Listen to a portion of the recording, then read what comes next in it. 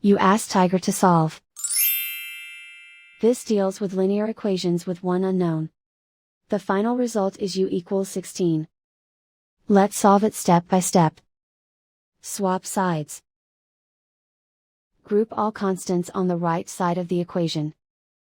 Subtract 6 from both sides. Simplify the arithmetic.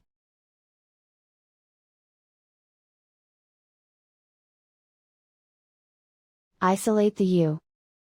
Multiply both sides by 2. Group like terms. Multiply the coefficients. Simplify the fraction. Simplify the arithmetic.